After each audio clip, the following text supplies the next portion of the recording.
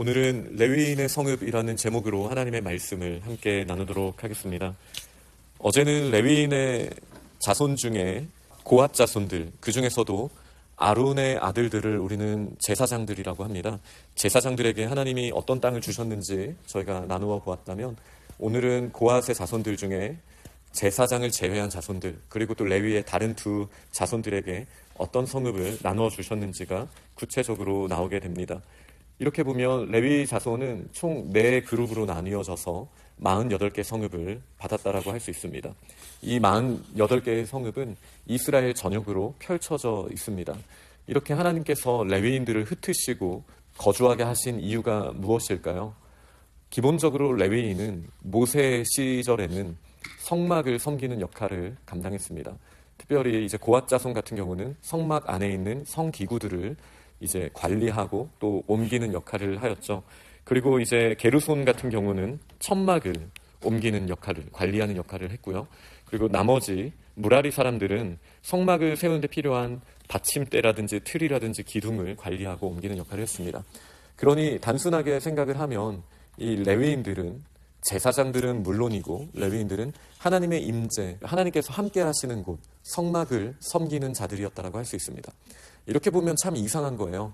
이 당시에 성막이 실로에 있었는데 만약에 그렇다면 모든 레위인들은 실로 주변에 다 있게 하고 성막을 섬기는 데만 썼어야 되지 않았겠습니까? 성막에 대한 내용으로는 오늘 본문에는 구체적으로 나오지 않지만 나중에 성전이 되는 하나님의 임재하심이 있는 곳을 물론 레위인들과 제사장들이 섬겼습니다. 다시 말씀드리지만 제사장은 레위인이나 그 레위인 중에서도 고핫 자손이어야 되고요. 고핫 자손 중에서도 아론의 자손들을 저희는 제사장이라고 합니다.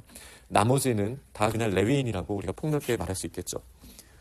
그럼 레위인들이 이렇게 각 지파들에게서 대략적으로 한 지파당 납달리를 제외하고는 4성읍씩이거든요. 납달리만 3성읍인데요.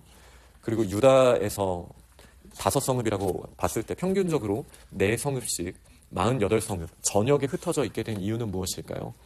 저희가 모세의 축복을 봤을 때, 그리고 성경에 기록된 아주 많은 내용들을 봤을 때 레위인의 기본적인 사명은 율법을 가르치고 율법대로 판결하는 일을 하며 또 하나님의 말씀을 공동체 가운데 세워가는 일들을 했다라는 것을 알 수 있습니다. 이게 왜 중요합니까? 사실 성막이 하나님이 임재하는 것에 가시적으로 보여지는 정말 중요한 역할이었지만 말씀이 하나님의 임재를 더 정확하게 드러낸다라고 할 수 있습니다. 요한복음 1장을 보면 예수 그리스도께서 말씀이 육신이 돼서 오셨다라는 표현이 먼저 나오고 그 다음에 나오는 말씀은요, 예수께서 우리 가운데 그 하나님의 독생자의 영광으로 거하셨다라고 요한복음 1장 14절에 말하는데, 여기서 거하셨다라는 표현이 원어로 보면 성막을 펼치셨다라는 뜻이에요. 성막으로 하나님의 영광이 임재한다라는 이 의미는 기본적으로 하나님의 말씀이 펼쳐지고 하나님의 말씀대로 가르쳐지는 일들을 말하는 거예요. 이전에 광야에 있을 때는 항상 성막 중심으로 이 레위인들이 북쪽과 서쪽과 남쪽에 진을 치고 성막을 섬기는 일에 최선을 다했지만, 이제 약속의 땅에 들어가서는 이 성막이 꼭 중요하게 레위인들이, 물론 중요하기는 했지만 더 중요했던 것은 레위인들이 각 지파 사람들이 살아가는 성읍들에 함께 살아가면서 그곳에서 하나님의 말씀을 전하는 이 사명이 가장 귀했다라고 저희는 기억해야 하겠습니다. 저희들 또한 마찬가지입니다. 예수 그리스도의 보혈로 말미암아 저희들은 특별히 구별된 제사장과 같은, 레위인과 같은 역할을 감당하고 있습니다.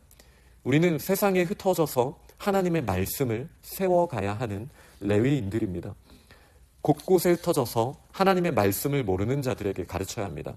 이런 내용들은 이제 나중에 역대기를 보면 좀 구체적으로 나오기는 하는데요. 예를 들어 여호사밧 시기에는 더 분명하게 하나님께서 말씀하셨어요. 레위 사람들과 제사장들을 곳곳에 보내서 여호와의 율법책을 가지고 유다에서 가르치되 그 모든 유다 성읍들로 두루다니며 백성들을 가르쳤더라. 이 여호사밧의 때에 하나님의 말씀이 이렇게 회복되는 일들이 일어났습니다. 또 요시야 왕이 말씀을 발견하고 그 말씀대로 개혁을 일으키거든요. 그럴 때 엄청난 예배 회복 운동이 일어나게 되는데 6월절 같이 하나님 앞에 제사를 드리는 일들을 감당하거든요. 그때는 아론의 자손들 제사장뿐만 아니라 이 레위인들이 하나님 앞에 제사 드리는 일을 도왔던 일이 분명하게 성경에 기록되어 있습니다. 또 아까 제가 말씀드렸다시피 모세의 축복을 보면 신명기 33장에 보면 주의 법도를 야곱에게 주의 율법을 이스라엘에게 가르치며 주 앞에 분향하고 온전한 번제를 주의 제단 위에 드리리로다. 이것이 레위인들에게 주신 하나님의 약속이자 또 명령이기도 했습니다. 이렇게 물론 성전 중심으로 레위인들이 그 반차를 따라서 그 당번의 순서를 따라서 성전으로 가서 섬겨야 하는 이 일들도 분명히 있어요.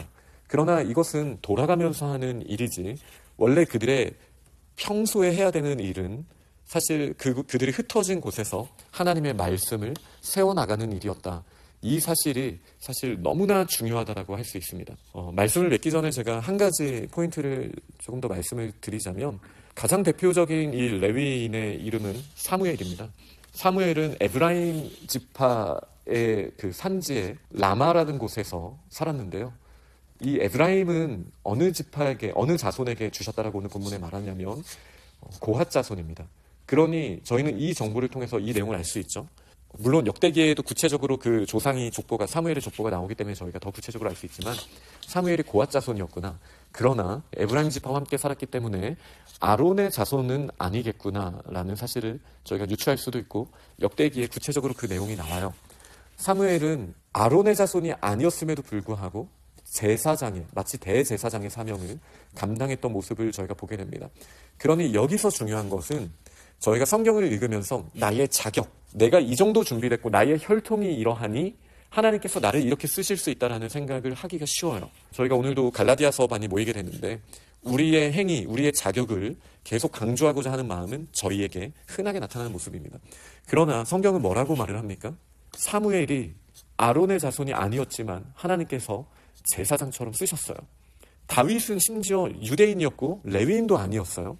그러나 다윗은 왕이자 제사장 같은 역할을 하나님께서 맡기셨단 말이에요. 꼭 우리에게 중요한 게 나의 혈통, 내가 어떤 자격을 가지고 있느냐가 아니라 예수 그리스도 안에서 우리에게 하나님이 사명을 주신다라는 사실을 저희는 꼭 기억해야 됩니다. 레위인이 처음부터 이런 자격을 가졌습니까? 아론도 그 자격을 가졌습니까? 아닙니다. 아론이 있는 고핫도 레위의 장자가 아니에요. 레위 또한 이스라엘의 장자가 아니에요. 그런데 하나님께서 이 영적인 일에 대해서는 레위를 모든 이스라엘의 장자를 대신한 그런 사명을 또 권리를 맡겨주신 거거든요. 저희가 자격 없는데 예수 그리스도로 말미암아 저희에게 이런 사명을 주셨고 이런 은혜를 주셨다는 사실을 저희가 꼭 기억해야겠습니다. 그러니 오늘 말씀을 들으면서 나는 뭐 목회자도 아니고 장로님도 아니고 안수 집사님도 아니고 물론 아닐 수 있죠. 그러나 여전히 레위인에게 맡겨주신 이 귀한 사명, 목초지가 계속 나오는데 우리가 목양을 감당하고 그리고 하나님의 나라에서 말씀을 가르치는 이 사명은 모든 그리스도인들에게 주신 사명이다라는 사실을 저희는 꼭 기억해야겠습니다. 흩어져서 우리에게 맡기신 곳에서 말씀을 채워야 돼요. 그리고 말씀으로 우리는 가르쳐야 돼요. 그렇게 될 때 하나님 나라의 충만함이 드러나게 됩니다. 그리고 저희가 뭐 금요일이나 또 오늘 혹은 주일날 예배 자리에 나아오는 것, 마치 레위인과 제사장들이 그 반차를 따라 성전 문지기로도 섬기고 성벽에서도 찬양을 하고 성전에서도 찬양을 하고 또 제사를 드리는 이 역할들을 반차를 따라서 순서를 돌아가면서 감당했던 것처럼 우리가 교회를 중심으로 또 섬겨야 하는 일들도 하나님께서 저희들에게 맡겨주신다는 사실도 저희가 기억해야겠습니다. 말씀을 맺겠습니다. 오늘 레위인들에게 모든 땅을 분배하시는 것으로 그동안 긴 장들을 통하여 하나님께서 12지파에게 그 땅을 기업으로 주셨고 또 레위인에게는 기업은 아니지만 함께 거주할 수 있는 성읍으로 주셨다라는 사실이 마무리되게 됩니다. 그러나 마무리되면서 뭐라고 말씀하십니까? 하나님께서 약속하신 대로 이스라엘에게 다 주셨다. 43절에 말해요. 그리고 44절에 보면 여호와께서 모든 원수를 그들의 손에 넘겨주셨기 때문에 맞설 수 있는 자가 없었다라고 분명하게 말씀하십니다. 그리고 45절에 여호와께서 이스라엘 족속에게 말씀하신 선한 말씀이 하나도 남음이 없이 다 응하였더라. 하나님의 약속은 반드시 이해가 되죠. 하나님이 우리에게 주신 약속은 반드시 이루어집니다. 그러나 43절에 보면 중요한 말씀이 있어요. 그들이 그것을 차지하여 거기에 거주하였다. 하나님이 약속하셨습니까? 우리는 그 말씀을 믿고 믿음으로 발걸음을 떼야 돼요. 믿음으로 나아가서 차지해야 돼요. 그러나 이 차지하는 모든 과정 가운데 가장 마지막 단계에 말씀을 가르치는 레위인을 두었고, 가장 처음에 갈렙이 말씀, 약속대로 주시면 이 산지를 제가 가서 차지하겠습니다라는 믿음의 고백이 있었다는 사실을 저희가 돌아볼 때, 이 하나님의 약속은, 이 말씀은 우리가 믿음으로 반응할 때 저희에게 이루어지는 거예요. 물론 저희의 능력으로 되는 게 아니에요. 레위도 이 장자의 자격이 없었어요. 그러나 약속을 믿고 하나님의 말씀대로 세워나갈 때 하나님께서 다 응하여 주시는 거예요. 이게 성도들에게 주어진 커다란 축복입니다. 저희들에게 이렇게 거대한 축복이 주어져 있습니다. 어떻게 하나님의 땅을 차지할 수 있습니까? 하나님이 다 주십니다. 약속하셨습니다. 그러나 저희가 믿음으로 말씀을 우리가 있는 곳에서 세워나가고 그 말씀대로 순종하는 길을 갈 때 하나님의 나라가 강력하게 확장되는 줄 믿습니다.